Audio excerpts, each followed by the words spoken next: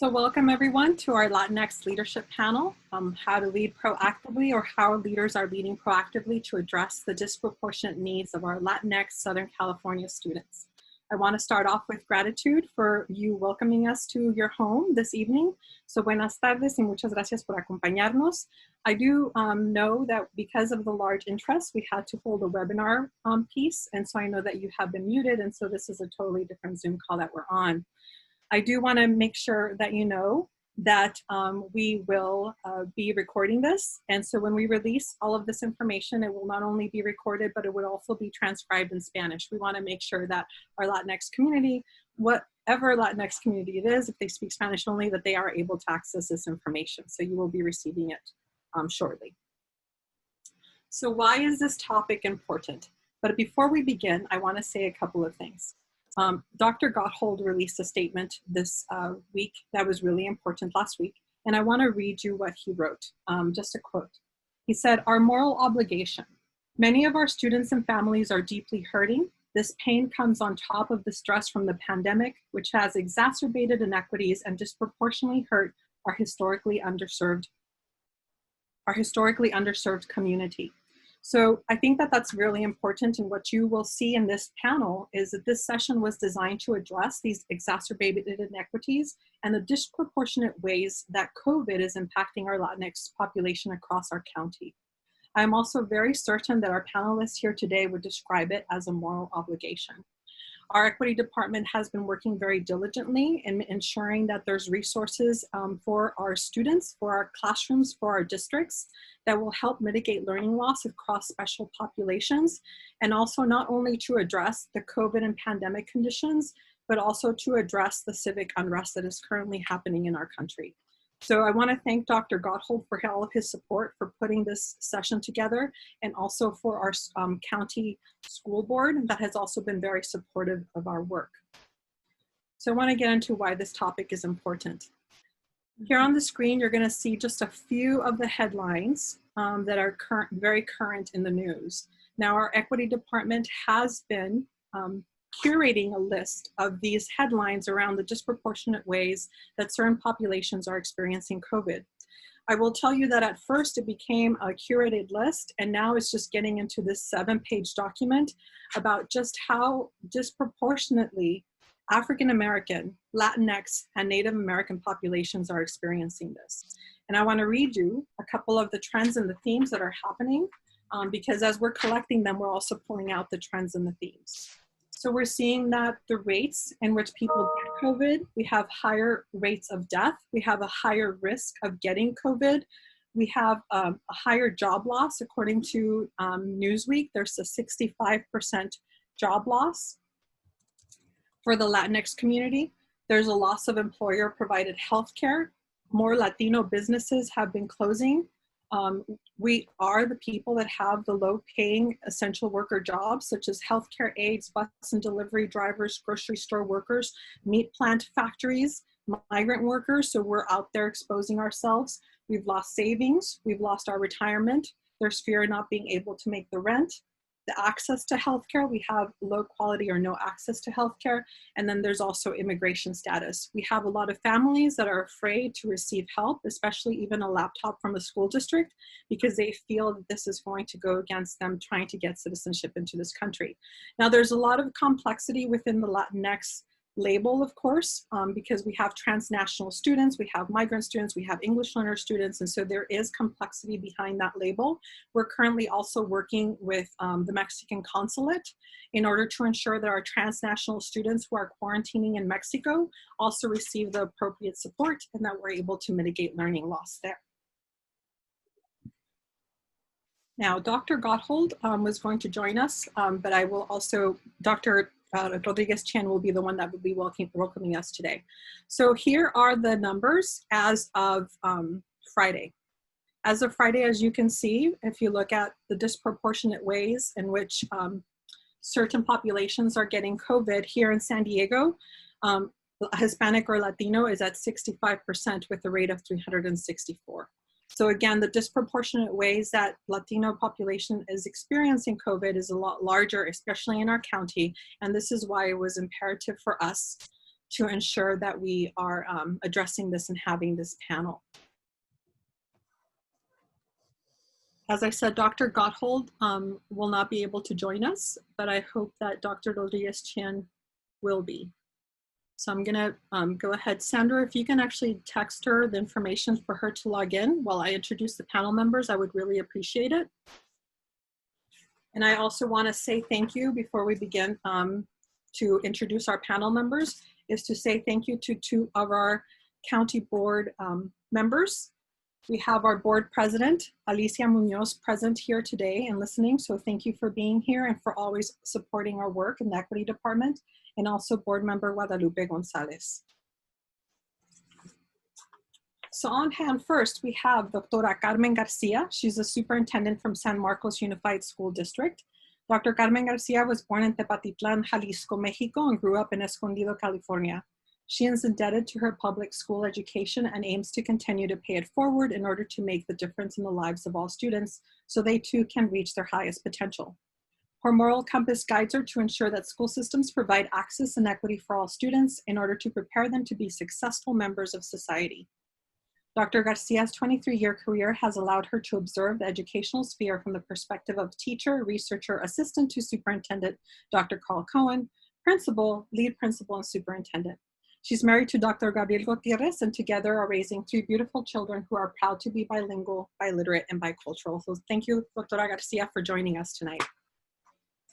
We also have Armando Farias, who's the school board president for Chula Vista School District. Mr. Farias has dedicated over 20 years to public education. He has primarily served communities with the majority of Latino students. His experience as elementary school principal has a clear record of excellence in education in urban school settings. He sees himself in the stories of his students as a first-generation college graduate, and he continues to be interested and active in serving as an advocate for vulnerable youth. Thank you, Mr. Farias, for being here today. We also have Corinne Contreras, Vista City Council member for District 1. Corina Contreras is the first queer Latina to serve on the Vista City Council and currently represents District 1. Her passions include building community, advocating for local resilience, designing regenerative systems, increasing biodiversity, and participatory inclusive governance. She was elected in 2018 after defeating a 2-term incumbent and serves a 4-year term ending in 2022. Corinne is recognized in her community as a grassroots activist and community advocate. Thank you, Councilmember Contreras, for being here. Cipriano Vargas, board member for Vista Unified School District. Cipriano Vargas is a graduate of California State University of San Marcos, where he was the first in his family to graduate from college. After graduating from college, he taught kindergarten in the urban core of San Antonio, Texas at a dual language school. In 2016, he returned home and was successfully elected to the Vista Unified School Board at the age of 24. Ciprianos is a proud graduate of Vista Public Schools, where he's pushing topics around educational equity and increasing K-12 funding. In addition, Cipriano is an organizer with SEIU 221 and serves on the Cal State San Marcos Alumni Association and is a board member for ACLU Next Gen. Thank you, Board Member Vargas, for being here. And Mr. Lou Barrios, school board member of South Bay School District Area 4. Mr. Barrios is proud to have called San Diego home for the majority of his life. He developed a passion for social justice in college and moved to the Bay Area to begin his career in public education as a math and science teacher. Since then, Lou has taught middle school and high school in Escondido, San Diego, and San Isidro. He also has a level of expertise in athletics, investments, and building bridges for first-generation college graduates as an upward bound instructor. As you can see, we have a very esteemed panel. All dedicated their lives to not only representing the Latino population, but also making sure that we have the most beautiful conditions for all of our students. So I'm thankful for all of them. And I am wondering if Dr. Rodriguez Chen is now available. Yeah, hi everyone. Welcome to our summit. We are so happy that you can join us. We know it's late in the evening.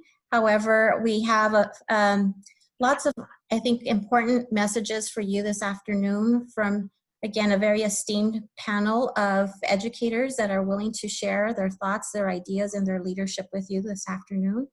And again, we just want to make sure that we recognize that the work that we do for our students is critical, and especially right now during this, well, these pandemics, plural, those, you know, with the civil unrest and with the virus going around, we know that our students need our support more than ever. And so this is a very important conversation that we're going to be engaged in. And we want to just thank the panel again for being here this afternoon. And we encourage all of you to continue the conversations as we move forward. Thank you, Fabi. I'm going to hand it back over to you so we can get started with our questions. Thank you so much. All right, so let's get started with our questions then for our distinguished panel. So, Doctora Garcia, I'm going to pose the first question for you as soon as I stop sharing this. Okay, perfect. So the first question that we have up for discussion is, how are you proactively thinking about addressing the disproportionality of the COVID-19 impact on the community you serve? Good evening, everyone. It's a pleasure to say hello from San Marcos, California. You know, San Marcos is unique in that when you look at the total number of COVID-19 positive cases, as of June the 6th, we only had 99 cases. And that's really a night and day difference compared to our colleagues in South County, especially the counties and the cities that are bordering the U.S.-Mexico, border. But in spite of that, though, our community is affected by incredibly high percentage of unemployment. One of my zip codes, there are 4 zip codes within my district, and one of my zip codes is one of the top 15 zip codes that is affected with unemployment. And it's a zip code that's immediately adjacent to Cal State San Marcos. And so just the juxtaposition of that is quite interesting. And so as an educational leader, we often tend to be about 10, 15, 20 steps ahead. And so as soon as we made the decision to close our schools, we knew that schools are the beacon, are community hubs. And so we needed to figure out a way in order for us to continue to provide those resources. And so to date, we have provided over 500,000 meals. We are serving about 10,000 meals a day. The 3rd day since we closed our schools, we began distributing Chromebooks. So we were able to dispatch about 8,000 Chromebooks, which also highlights, an incredibly high level of need. We also were unique as a district in that we were able to provide fixed hours of instruction so that we could provide our communities, our families, and our faculty a sense of normal by providing these fixed hours of instruction. We also are very unique and blessed. We have social workers in our schools, and the social workers then became an additional layer of support for our families. And so as a school system, we are all about being systemic and systematic. We are all about creating multi-domain, multi-tier systems of support. And so based on those tiers, tier 1, tier 2, tier 3, we knew who our tier 2 and tier 3 students were, and we knew where to deploy resources in order to support our families in need. And so, we are seeing an academic regression, and we're getting prepared in our new school system moving forward. That's also a proactive measure. We are fully empowering our design teams to come up with a new way of educating our students so that we are able to deliver and continue to deliver on the promise of public education so that all kids are successful. And so our schools, even though we physically closed them, our social workers and our family liaisons and our principals and our assistant principals and our teachers continue to conduct home visits in order to ensure that we could do a warm handoff between a family in distress, a family in need, and connecting them to the resources, to the food banks, providing EBT, access to the EBT cards, connecting them to churches that were able to provide some support. We were able to show our families how to log into our schools, into our platform, so that the students can have access to education. And so, we know that a lot of our families are in distress. We understand that many of our families, and you talked about this earlier about the public charge. You know, we have a lot of families that are undocumented, and so this added layer of fear is very concerning to our families. And so, you know, many of them want to continue to remain in the shadows. And as a superintendent and as an educator, it has never been my call, you know, to promote this, you know, sense of shadows. If anything, it's about empowering our parents that they too have a voice, regardless of their immigration status. They are valued, they have a voice, their children are valued in our school system, because after all, that is why we are here to support them. And so those are, you know, just a few of the things that we're doing in San Marcos Unified to proactively think about ways to support our families. And thank you for being very clear that actually the disproportionate ways that it's hitting the Latinx community in San Marcos is more about employment. And of course that comes with its own issues. And so thank you for also not only providing food, but also providing and leaning into the community resources. So I'm gonna stay with Northern San Diego and go to Board Trustee Cipriano Vargas. So Cipriano, same question to you. How are you proactively thinking about addressing the disproportionate ways that COVID is impacting on the community that you serve?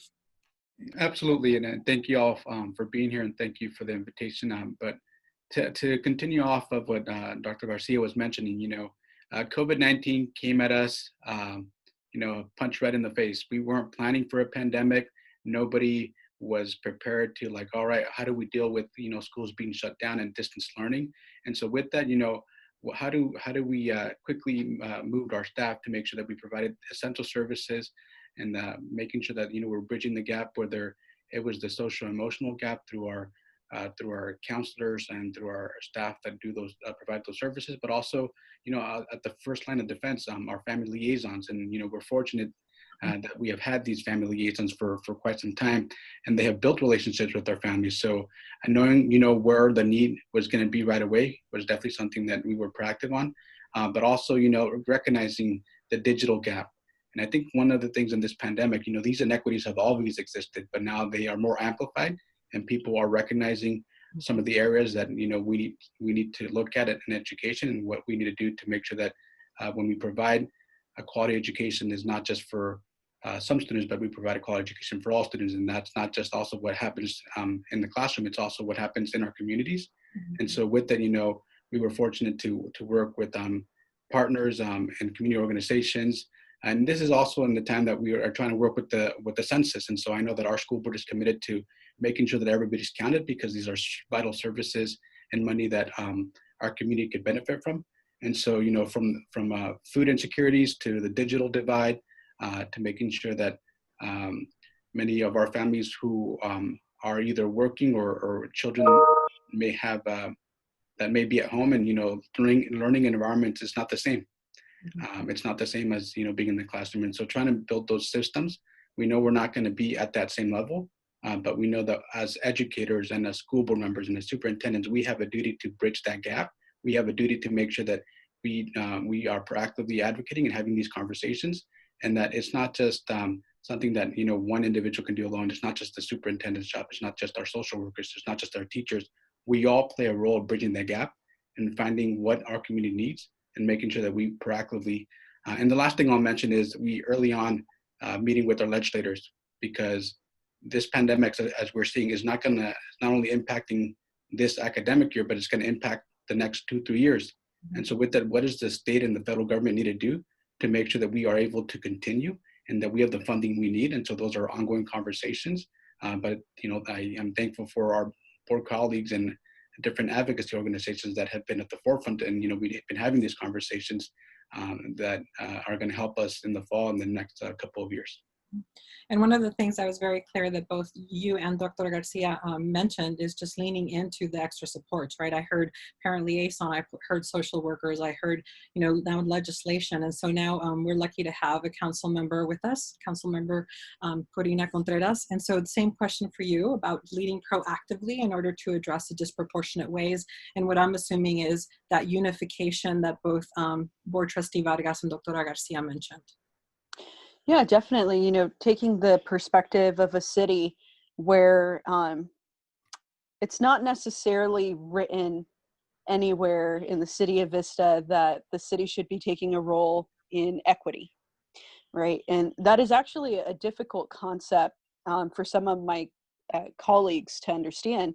And so when we're looking at the city of Vista that has such a high percentage of Latinos, you know, prior to COVID, people, you know, in power, it was basically like, hey, everything's going fine, the economy's roaring. Yet, you know, I represent a district where people were still hurting and trying to get back on their feet from the last recession, right? And you can see that economically. And so, you know, one of my wishes at this point would be to have a political majority where we can institute a quick policy to capture anybody that's been left behind. So when we're looking at rental assistance, when we're looking at a moratorium on evictions, those are just not politically feasible at this moment. And so that's a lot of the immediate assistance that my community is asking for, and we're not able to get it through because, as you know, with the council, just like with the school board, you know, you need to have a majority. And so, you know, the city actually has a long way to go when it comes to bridging the divide, because, you know, even when you drive through Vista, it's two different cities. And so I wanted to just kind of frame how I'm going to talk about this through that lens of, you know, it seeming like everything was fine when there were these issues, systemic issues in the community already. And then COVID comes, right? And so unemployment, yeah, it's over a little over 30%, you know, in the city of Vista. Latinos are being disproportionately affected, the Latinx community. And, you know, where are we seeing the job loss? We're seeing the job loss in the service sector, which, you know, also those are typically not necessarily living wage jobs, right? So you already had someone struggling every day, then COVID hits, and then the local municipality isn't there to hear the community and implement some quick policy reform. So when I think about my role and where I'm at in a political minority to make change at this moment, when I think about proactively, one of the things is we know with climate, the climate crisis that we're in, it makes it that much more probable for a pandemic in the future, unfortunately. It makes it that much more probable that the kids in District 1, the district I represent, are going to have issues with asthma, are going to have all these other issues. So how does the city at this point build the type of structure to help our kids right now that are going to go into the workforce? And so when I think about proactive, I'm on the Vista Economic Development Strategy Committee, and that's one of my big pushes is how do we connect our kids to a workforce that can't be outsourced? Because right now the discussion, a lot of it is, you know, we're going to train, we have, you know, a little bit of workforce development going on. We're training for skilled manufacturing, but then there's no money for retraining if those go away. So we need to really address the economic systemic issues, and I really believe that the city could take a huge role in partnering with Vista Unified School District to really up the game of our workforce development, because we need to be able to bring our community into those tier 1 jobs, right? So that way you can have access to healthcare, you can have time off, all those things that we're seeing that are so crucial right now that our community lacks access to. So really that's the way that I see it. And unfortunately, like I said, I don't have a political majority where we can put these quick policy reforms into play right now to help people right now. So that's how I see it. Thank you for bringing that lens too of actually, you know, even before this pandemic hit, there were things that we were concerned about as a community. So I appreciate you taking us back to like, let's take a look at this whole picture. So thank you. So I'm going to move south to our South County. And so Mr. Armando Farias, Board Trustee Farias. So how are your districts proactively thinking about addressing the disproportionate needs that COVID is impacting on our community? Thank you for the question, and good afternoon, everyone. I'm really honored to be here. I'm Fabi. Thank you again for creating this space to really engage in this dialogue. As you have stated it, and based on data that is available by means of articles, newspapers, and the news everywhere, we really have this proportionate higher number of COVID-19 cases in the South Bay. And to add to this, not all cases are accounted for different reasons, especially in the 91911 zip code where I live, and the 92154. And this goes beyond, solution to this goes beyond providing 2,000 hotspots for students and feeding our kids or just engaging in teaching and learning. My way of thinking regarding this is the following. We really need to be able to look at data and look at our community and find the why or the whys this is so. Why are our numbers so disproportionately higher than other places? We know that in the Latinx community, we live in extended families, and many times we are taking care of our elderly, our families, extended families. And after we do some research, in my opinion, the best way to address this pandemic is through the power of communication. We need to be able to address this issue head on with a real sense of powerful communication, but we must also be careful, very careful actually, not to create a sense of panic. This is an issue that can be addressed in a collaborative way. As you know, I have always believed in the power of the collective, putting in place a task force that includes representation from all groups of people, parents, teachers, health experts, legislators, elected officials. We also need to ensure that our leaders, meaning elected officials, are part of this conversation and solutions. We need to include, we need to ensure that we really connect with as many residents as possible with data and information in hand, and that we really communicate in the language that they understand. I just had a conversation a few minutes ago with Dr. Escobedo, who's the superintendent for Chula Vista Elementary School District. And now one of the highlights was that how are we communicating with over 20,000 families that we serve? I was very clear as to making sure that he understood that this is not just about teaching and learning. This is about health. This is about the health of our communities, not only in Chula Vista, but beyond. Thank you, and thank you for that answer. And when you say communication, I immediately went to the space of how I have to communicate with my mom about COVID. And even as she's Latina, I'm Latina, I still have to be very mindful of the cross-generation. So now you're talking cross-generation and then cross-race dialogue that needs to happen, especially in our school leadership across the county. So Mr. Barrios, final person for this from South Bay. So what are the ways that your district is looking at addressing the needs of COVID-19 disproportionate ways sorry, I'm stumbling through my words, proactively addressing those needs? Yeah, in terms of the educational side, I can speak for what we're doing. I do think Armando brings up a really good point that this is a really complicated issue that goes beyond just what happens inside of classrooms.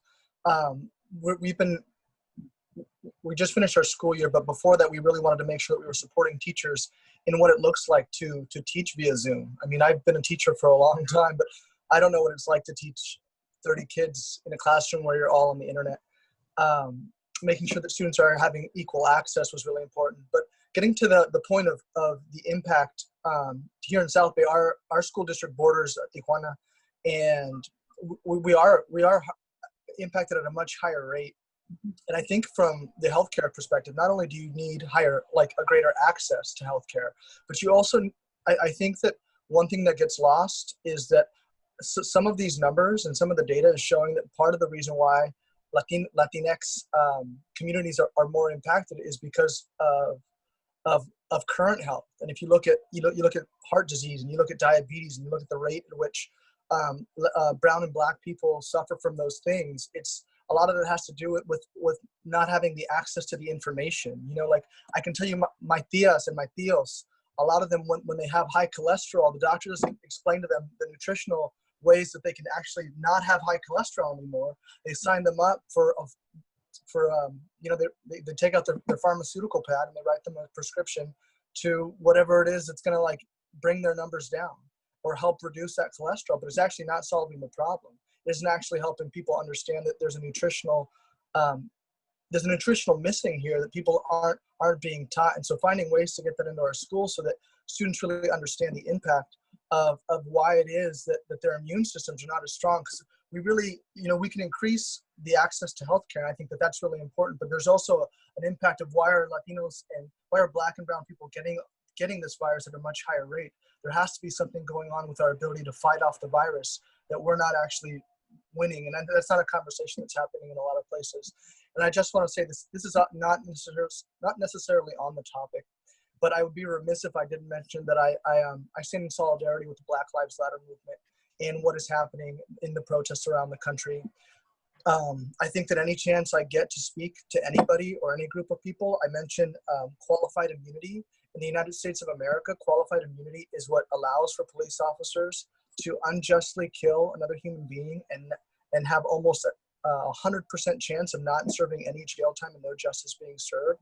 It is a conversation that is starting to get to the Supreme Court, and there's bills that are starting to happen, but it has been something that most people, I think, don't have the access to or don't know that this exists. But under qualified immunity, unless there's a previous case of a police officer doing that exact same thing, it's almost 100% likely that case will be thrown out. And in the United States of America, if a police officer unjustly kills another person, there's a 99% chance they'll serve no prison time. I appreciate that you brought that up. So thank you also for addressing that. And I also think that you brought up the issue. I read an article today that in Latinx and in Black communities, the access to healthy grocery stores beyond like a mom and pop liquor store, they're not in our communities. And so this kind of feeds into the systemic and historical oppression of a community and just really how healthy can we be in those conditions. So thank you for bringing that up as well. So I want to remind the audience who's out there listening on the webinar that if you would like to post a question, you can click on the questions tab at the bottom of the screen and join the chat. We have a couple of members from the equity department that's monitoring that, and they'll make sure that we ask those questions.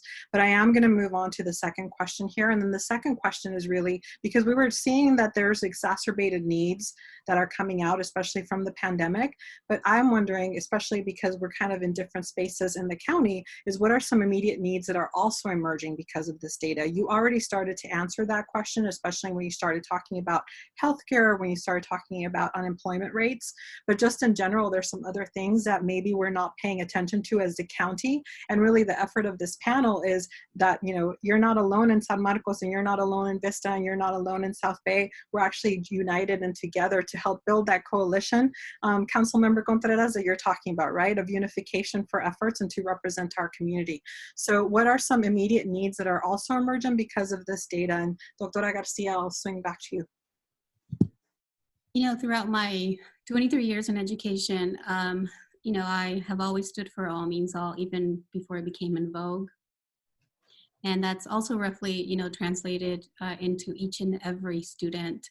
And I am for each and every student. How do we meet students? I call it the I+1. How do we meet the student at their level of need, assess their next steps, and create conditions where we can help them lead toward that next step and then, beyond.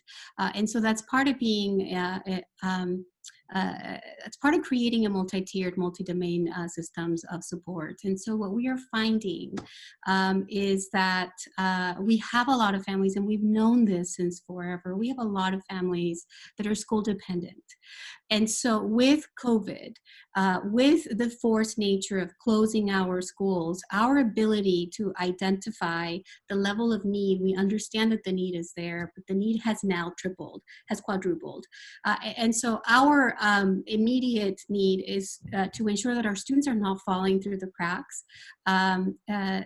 And so how do we continue to provide multi-tier systems of support? And so by doing so, then we leverage each of the schools with their MTSS plans.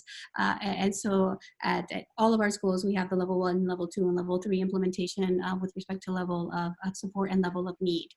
But in terms of immediacy, we are finding that our social and emotional needs have escalated. And they've escalated beyond anything that I have seen in my years in education. in our home visits, what we are finding we're finding parents who are depressed. We're finding parents that, even as we go into the homes around noon, we're finding that the parents are asleep. We're finding that the siblings are taking care of each other.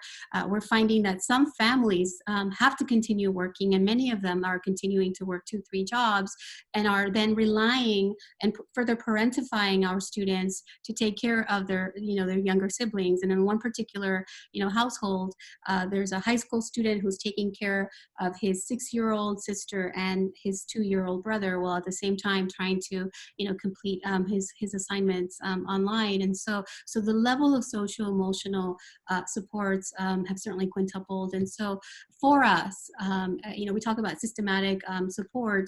We have to go beyond the social workers that are in our schools. We have to go beyond our counselors that are in our schools. How do we create a web within the city of San Marcos? My district also includes itty bitty parts of Vista and itty bitty parts of Escondido and itty bitty parts of Carlsbad. So how do we create this interconnected web that becomes then, the net, the safety net that catapults our students, to safety? Because at the end of the day, education either opens or closes doors of opportunity.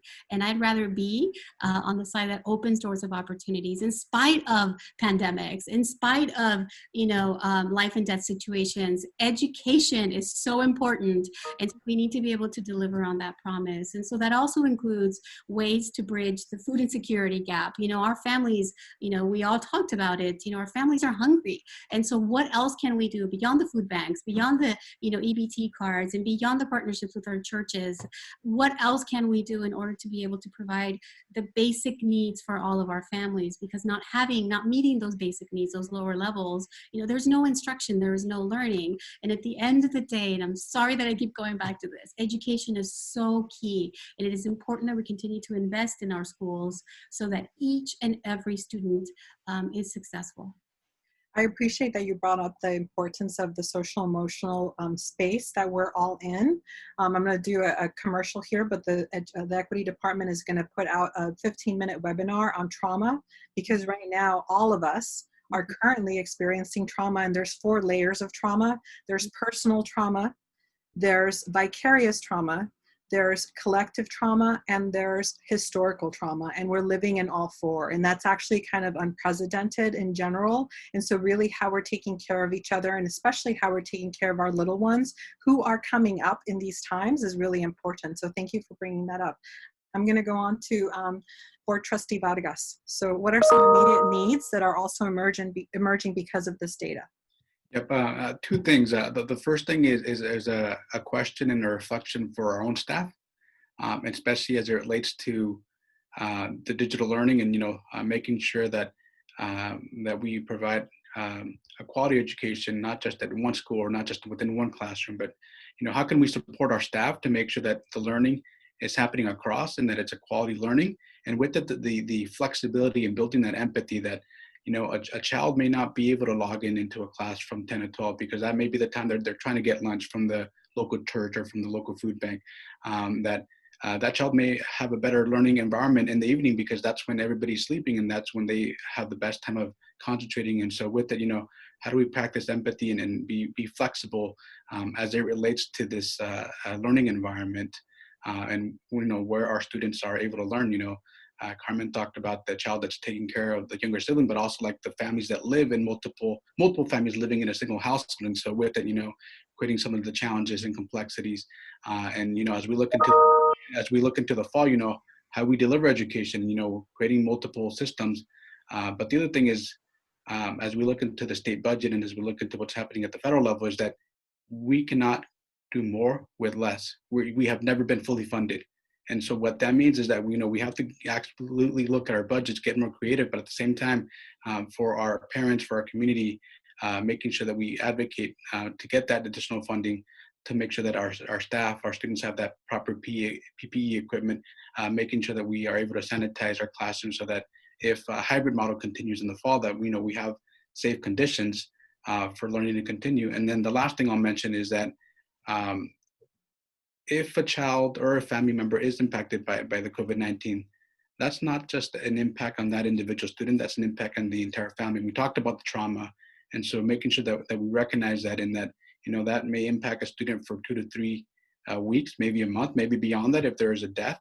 And so with that, recognizing that this is an impact that is beyond the single student, and that impacts the entire family and then the members that are within that proximity. And so we're going to, look at how we support our students in the fall, and, regression is going to happen. And so as educators, we're going to step up, and we're going to do our best to provide those learning opportunities, and, advocate at the state level so that we provide those meaningful opportunities for our students to continue learning. And, definitely recommend the summer school, maybe not this summer, and some districts are moving in that direction, but we are going to need to provide those opportunities to make sure our students are caught up. Thank you also for bringing up the variability in the experiences and the variability that we have to be flexible with because of those conditions, right? Like you brought up a really good point. This might be the time where they actually are going to go get their lunch and coming back. And so really being on a Zoom call at 10 in the morning might not be the best time. So thank you for bringing up that voice. Councilmember Contreras, what are some things that are emerging, some immediate needs that are emerging? Sure. One of the things that comes to mind immediately is Vista Community Clinic has been asking the city for a vulnerability study. And that's not something that's been taken up. So when we're looking at the population in the city of Vista, I think it's absolutely necessary to know where our vulnerable populations are.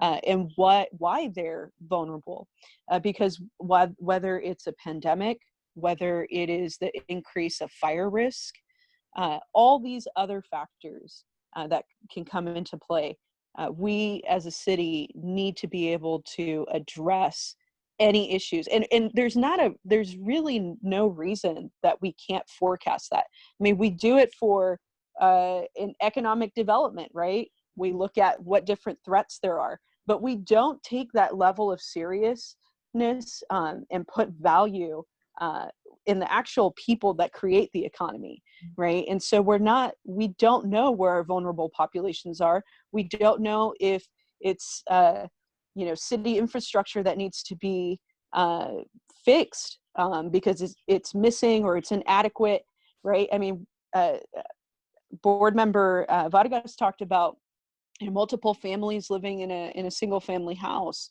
and the overcrowding. So when we look at a situation like COVID, well, an immediate need is what's the proximity to outdoor space, to open space? And it's missing. It really is missing. Even to try and get shade somewhere, right? If you want to take your kids out, have them get some fresh air, where do you take them? How do you get there, right? And all the while, in the situation that we're in, with very little income, right? I mean, either individuals that lost their jobs or that are just not able to pull in the type of income necessary to get all the basics and then be able to also access the beach, access all these other spaces. So what's really missing, and it's blatantly clear in this crisis, is that it's not, the city and its policies are not centered on equity.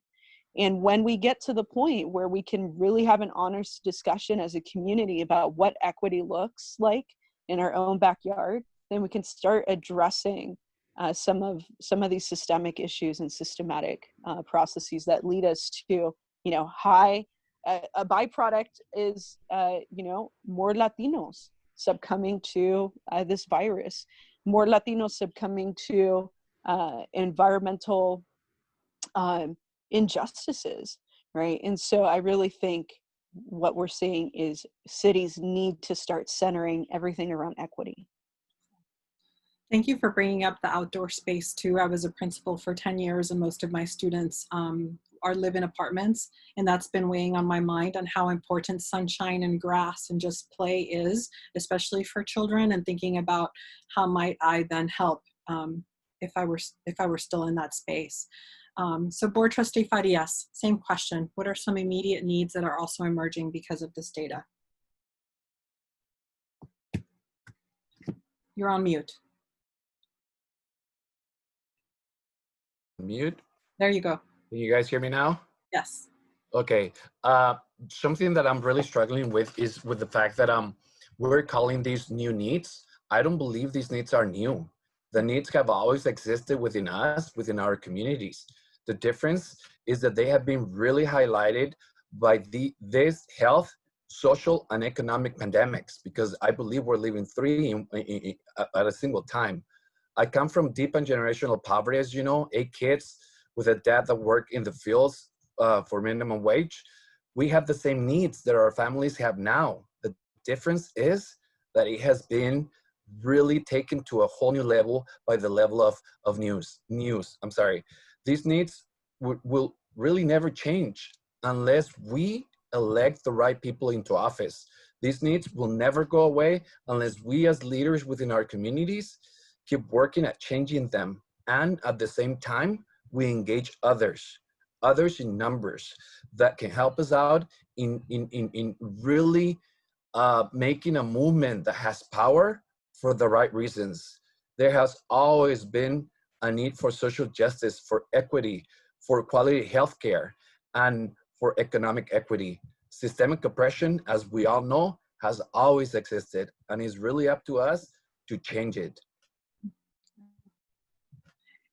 And Board Member Farias. Luke, go ahead. Yeah, I was thinking about what Cipriano said earlier about full funding in education, and it's something that doesn't exist in California. Or at least it hasn't been that way for a long time. We're struggling with it as it is, and the new state budgets have not been good to us in terms of what we're projecting right now. And so we'll have a chance in November for people to have an impact on that. But I do know that that's one of the things that, across California, declining enrollment is a real thing. Generationally, millennials just don't have kids at the same rate that their parents did or that the in-between generation did. And that has a big impact on schools. And every year there's a greater number of salaries that have to be paid. And so it creates a lot of difficult decisions. I will say also, like touching on what Carmen Garcia was mentioning, I do think education is so key. And I think that, I touched on it earlier, but I do think that there's a fundamental missing in education when it comes to nutrition and really understanding how that impacts your body. I'll tell you, I took quite a few classes in my K through 12 education, and I never really understood how nutrition had an impact on me. I remember being a child and having difficulty overeating. And I remember thinking, well, you know what would be great? I'll get a tortilla and I'll put some mantequilla on it, and it's a light meal. It's so light. It's just such a small amount of weight. But that's actually a terrible thing for a child to eat if you're trying to be nutritionally conscious. But there was no way that I was ever going to learn about that, not with the current K-12 education. And so I think one of the needs, and like Armando was mentioning, this is not a new need, is that nutrition is not something that's taught in schools, in the same way that financial literacy is not something that's taught in schools. And we talk about a lot of Latinos having generational co-living spaces. And a lot of it has to do with the fact that it's difficult to actually leave the home, because if you don't really understand how credit works and you make bad choices when you're very young, it's difficult to ever find another landlord that's going to rent to you. And so there's a lot of things that I think in education we should really think about how we best use time and what our students really should need when they graduate at 18, not just the access to being able to go to college, but what do they need to really be successful in life and beyond their time in college. And so those are the things that I think are needs that don't often get addressed and don't often get talked about. But I think it creates a vicious cycle for a pandemic like this to really ravage. I mean, I'm looking at these numbers, 65.6% of the entire county are Latinx members. I mean, that's a huge amount. That's a much higher number than our actual numbers, our percentage of actual Latinx community members in the whole San Diego County. So we're very disproportionately being affected. And I think a lot of that has to do with a real lack of education.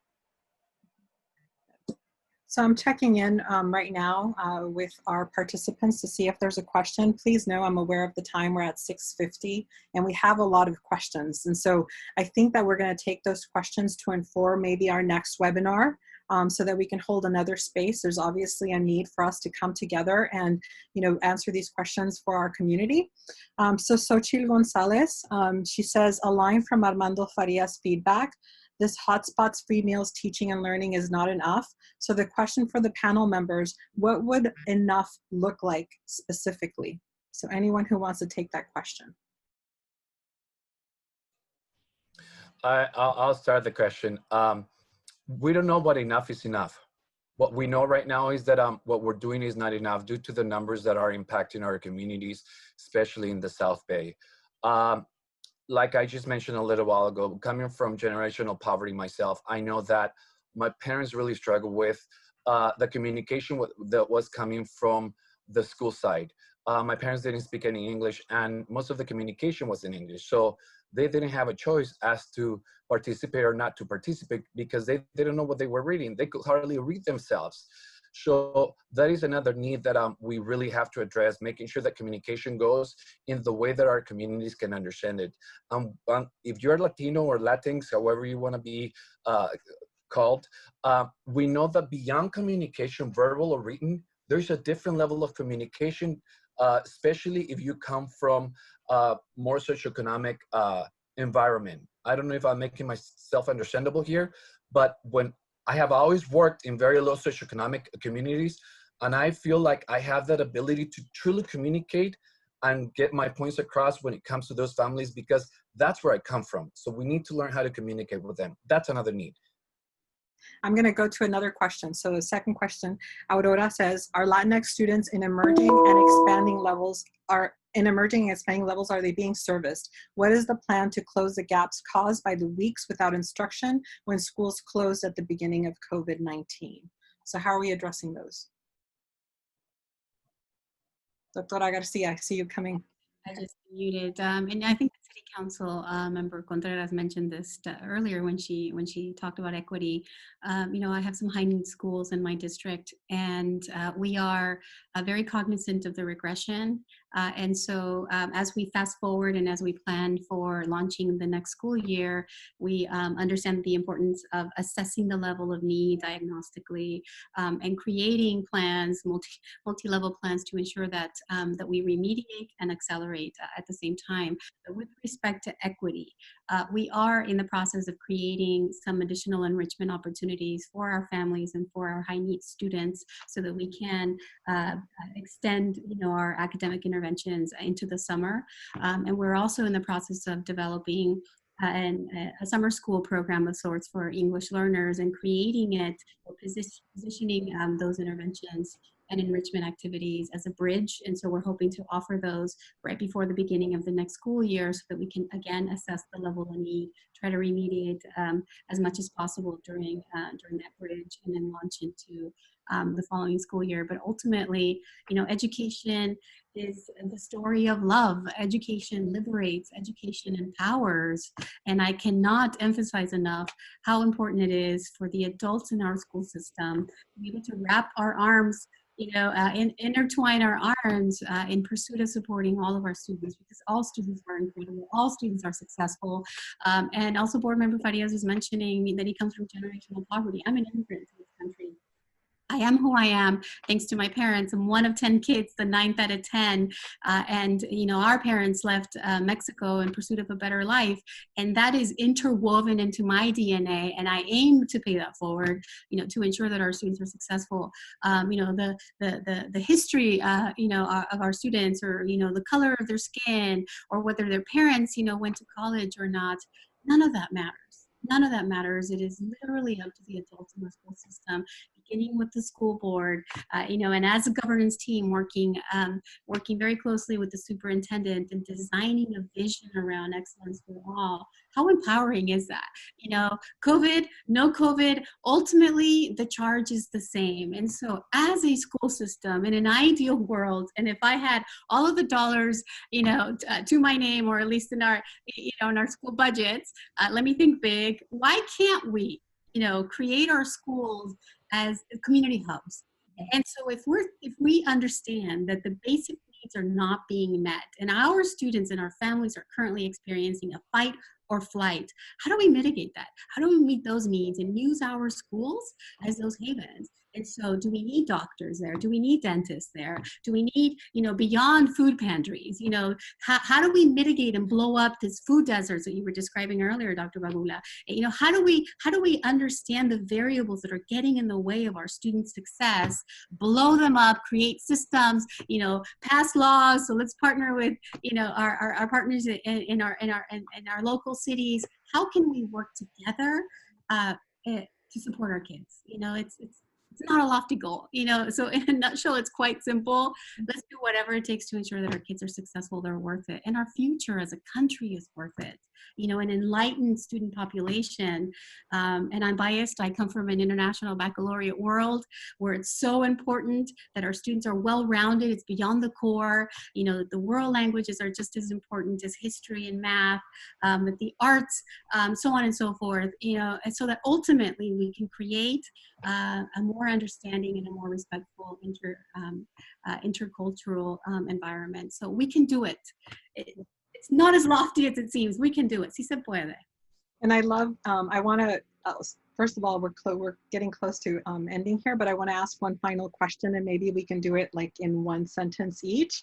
And also I want to make sure that our audience that's out there, I honor your questions, and we will definitely put another panel together to really address the questions that you posed that we didn't get to.